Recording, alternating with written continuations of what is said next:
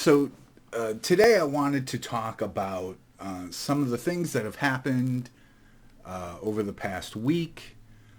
Most importantly, Linden Labs' announcement yesterday at the content creation meeting that they are working on animated objects. Yeah, gives more people time. That's for sure. So yesterday, Linden Lab announced at the content creation meeting that they are working on animated objects. Now, for whatever reason, Veer doesn't want to call it NPCs, but to me, that's exactly what it is. Linden Lab's working on NPCs. I don't know why he doesn't want to call them NPCs because I don't see anything in our way of creating better NPCs than any game I've ever played. So I don't see anything standing in our way. I think Veer talked a little about that there's no hookups, but that there's no like hookups for animation to say, hey, walk when you do this or no, there isn't. But at the same time, with the Second Life avatar, okay, people think that AOs are something that we always had and it was always supported. AOs weren't really supported by Linden Lab until like 3 years ago. So it was all us that created the code to make an AO to override our animations, and we were just going over top of animation that was already playing. So, with these animated objects, we're going to create our own like AO system for these NPCs. Vincent says NPCs is a combination of text in one. Well, okay, I understand what you're saying there, that they're not particularly working on NPCs, but the work that they're going to do is going to result in us making NPCs because we'll be developing, and many of the NPC parts, he says, they're a combination of text. Many of those texts have already been developed, but we've never had a good animated character to do that on. So now we will. So to me, it takes the whole notion of NPCs and kind of like now it's an actual NPC, not just a object with rotating objects on it.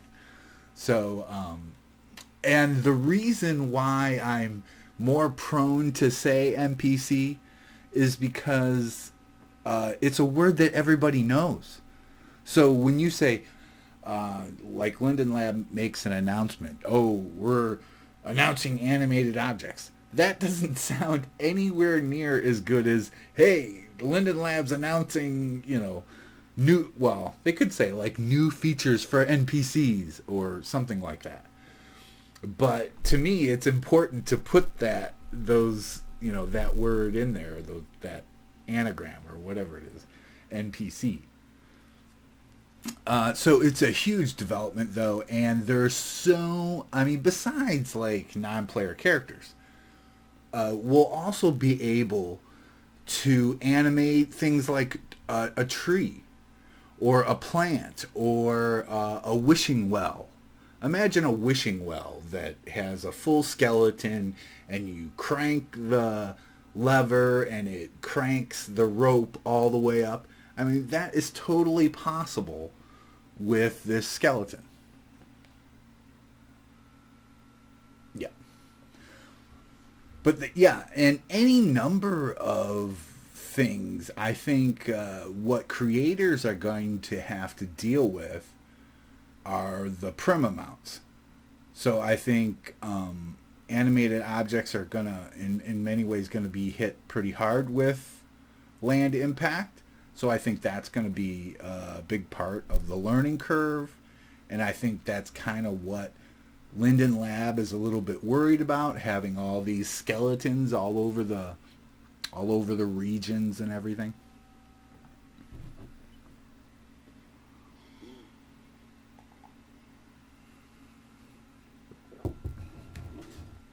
Right, yeah. Etheria says they've had them in Linden Rubs. Yeah, those are NPCs. But to me, they're not really NPCs because they're just these objects that are, you know. To me, when I think of NPC, I think of a fully fledged character with expressions and everything else that'll talk to you and, you know. Vincent says, I think it's fair to say that Linden may have realized we needed animated NPCs because creators are working around it with alpha frames. Exactly. I think, well, I also think that because animated objects is something that Linden Lab has wanted to do for a long time, and talking with some of the Lindens, it does seem like a lot of them wanted to do this, but getting the go-ahead to do it wasn't as easy. I think we're in a time now, definitely, where Linden Lab is listening to what we're saying. Well, it was Chris asks in chat, I'm just tuning in, any idea when they'd be implementing this? Well, I can't really say. They just announced it yesterday. So I imagine that they've started some work on it. So, I mean, we're going to have to wait and see. Although, I'm not a coder, so I can't imagine all the work that needs to go into this. But working with different engines and things like this, I don't see this as something that's going to take a super long time. Oh, look at it. I have a guest here. I don't think they know we're live streaming. Hello. So I don't think this is going to take a really long time to develop. I think we'll probably have something to play with in the next month or two. But it could, Bento took 1.5 years. So, you could say 2 years. Let's just say 2 years it took. As a breedable creator, non-avatar rigged meshes would be a huge help. Oh, yes. Oh, yes, it'd be a big, huge help. Ellie says, I wonder if they would be adding a special viewer and have everyone test it like the Bento beta viewers. Oh, I'm sure that's exactly what they're going to do. I'm sure it is. I don't know. Who are these people here? Are these people that are in the chat here? No, I don't think so. They just happen to show up here next to me. They're cute, though, so we'll let them play. However, when it comes to an NPC, Vincent says, however, when it comes to an NPC, it also needed AI to bring the believability character, the believability from the character. That's exactly right. That's exactly right. And I think with fully animated characters, people will be engaged enough to want to write that AI code. Because I think, to me, Second Life is a place where AI can thrive. And it always puzzled me why, well, it didn't puzzle me because we didn't have proper NPCs. So now that we do, I do see a big market for AI in everything when you think about AI animals, AI everything, I think it'll be very interesting to see what happens from this.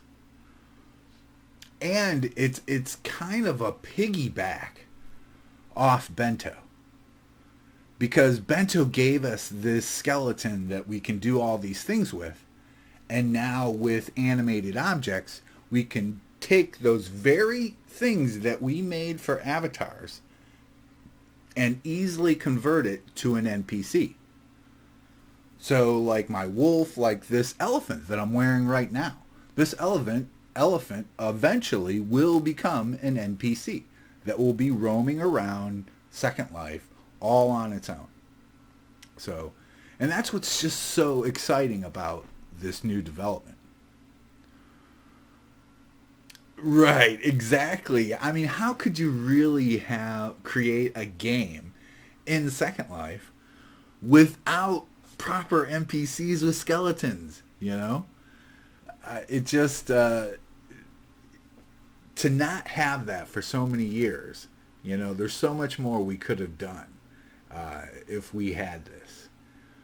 But then again, it probably would, if it would have been done early on, it probably would have been done in a totally different way. Maybe we would have gotten custom skeletons, and some people might say, well, that's, you know, that would have been awesome. But then maybe we'd be doing two different workflows, though. So we'd be doing one workflow for avatars and a completely different workflow for NPCs. So it's hard to say what, you know, what could have happened or would have happened before. Chris says, not only would they help the performance of the animated hours, but it would eliminate prim animation scripts and greatly help sim lag. It should. And it really, I mean, I know there's a lot of people that have fear around this because, oh no, it might create lag. But yeah, I see it as something that is going to lower lag big time. And because these are resed objects, so these resed objects have land impact. And that land impact will keep people from abusing it. Vincent says, most don't bother because we don't have all the tech such as animated mesh to make it worthwhile. Exactly. That is exactly my point. That not that many people wanted to work on AI in Second Life because we didn't have these great animated characters to do it all on, to make it believable, you know. Maybe we should move on to the other topic. I wanted to talk about Second Life Land.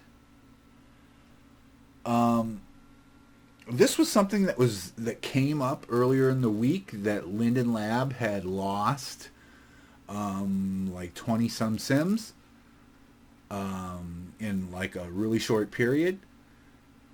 So there were a lot of hype around or fears around, you know, Second Life. This, you know, what's Linden Lab going to do? And so I don't think it's like we're anywhere near panic mode or anything like that. But I do think that Linden Lab needs to consider different models, different products for land. They keep just having these 1, 2, or 3 products for land, and I don't think it covers the need that's out there or what people want. Chris is talking about NPC still. I'm not sure about other creations, but for pets, a large majority of the script memory is used for animation. Yes, it is. Yep. And that's pets are going to be so much better with these NPCs. That is a big part, and I have a couple of clients that are super excited about all this. So I was talking about Second Life Land, and I personally think they need to have different products. Okay, so I have my land here. I own a sim on the mainland, and it's, you know, fairly bare. This is a bare spot that I have on my land here. And, you know, I pay a ton of money for this land. A ton of money every month. It hurts to pay that $200. And this is for mainland. I don't have a private sim. And if you look around me, if we look at the map here, around me, quite a few of them are filled up. But if we go to like this land above me right here, right here, this is all mostly abandoned land, owned by Governor Linden. This is abandoned. This is abandoned. All of these bare spots are all abandoned land. All of this is abandoned. All of this is abandoned. And when you look at the stats, Linden Lab has 7. Linden Lab, the company, runs and owns 7,000 regions. So that's a lot of regions they're not making any money on. And I think the vast majority of those regions come from land that was abandoned on the mainland. If we go back to our map here and I zoom out, so here's a mainland continent, and this is where my store is. Okay. But there are many other mainland continents. Okay, and Linden Lab owns a good portion of each of the plots of land on each one of these continents. Okay. Now, what I would suggest, I love markets. I love how markets work. To me, I'm a libertarian, so I think markets will solve everything. And what I think Linden Lab should do is open up the market. Okay, because if we look at like a mainland continent like this, okay, what we'll see is that all of this land around the border is very high priced land. Everybody wants it. The reason why there are all these sell things here, all these lands are for sale, are because people are making money on that land, selling, and people want that land. There are some lands for sale inland, but they don't get as much as a coastal sim gets. So when you look at a continent in Second Life, you see that the value of this land near the water is going to be much higher than this land in the middle. It just makes sense. But as far as Second Life is concerned, or Linden Lab is concerned, Linden Lab prices it at the exact same price. So my thought process is for Linden Lab to take up all the land that they have on all of these mainlands and sell it at whatever the going rate that people are willing to pay for that land. And they don't have to give it, somebody might think, oh, I could get that land for $1. Linden Lab doesn't have to do it that way. They could say, well, we think, okay, because let's say they have a bunch of land that is just inside the coastal area, and Linden Lab thinks, well, we can get 125. So they have an auction, and they start the auction at 125 for those lands. And see, we have an auction in Second Life, but the auction doesn't really work because people are trying to make money on top of whatever the monthly fee is. Okay? And it's the monthly fee that stops everybody from even wanting to buy it. So whatever profit you may or may not make on top of that is irrelevant if the person can't pay, or if people can't pay that monthly fee. So to me, Linden Lab needs to have a range of products, of land products, that go from, $20 to, $300, And to me, this is how they should do it, is take the land in the mainland, break it up, auction it off, Linden Lab should try and get as much as they can for every piece of land, but they should do it in a way that, Linden Lab should not want to own any land. Okay? Every bit of land that they own is land that's taken away from their profits. It's using up resources but not making any money. Okay, so that's my thoughts on Second Life land and possibly what Linden Lab could do. I've even thought that, as a creator, I love having my sim. I love, that's why I haven't given it up, even though it does cost me $200 a month. And many times I thought about giving it up, but I love having my land so that I have a place to create. It's almost like a workshop for me.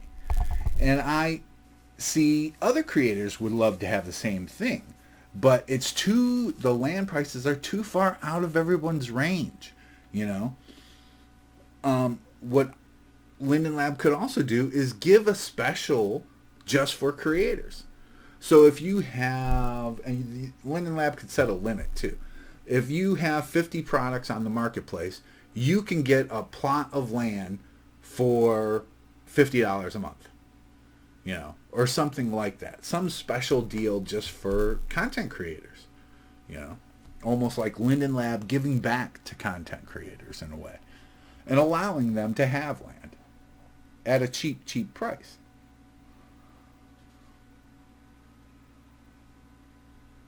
Yes, Linden Lab, but I don't think that's Linden Lab's. Etheria says Linden Lab lost a ton from the value-added tax, the VAT tax. That is very much true, but that's out of Linden Lab's control. They were forced to do that by the EU.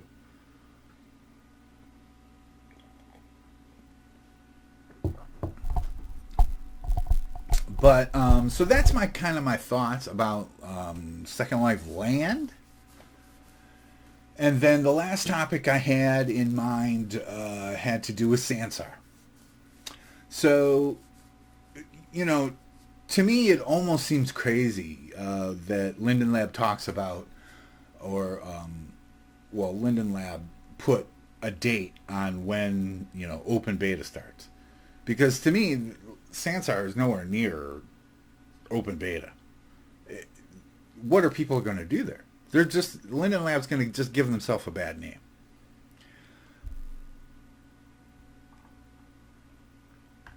Yeah, but and to me their focus, there's way too much focus on VR. Okay? Now, VR might be a huge thing for the future. VR could be huge.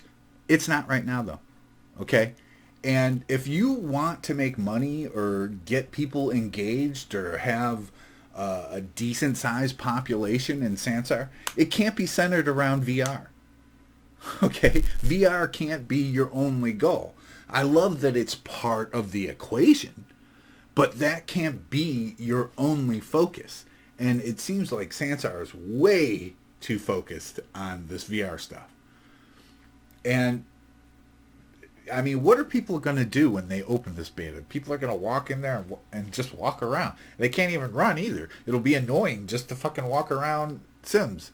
Or bounce from experience to experience. It's just ridiculous for them to even think that they can open this and get all this excitement about what?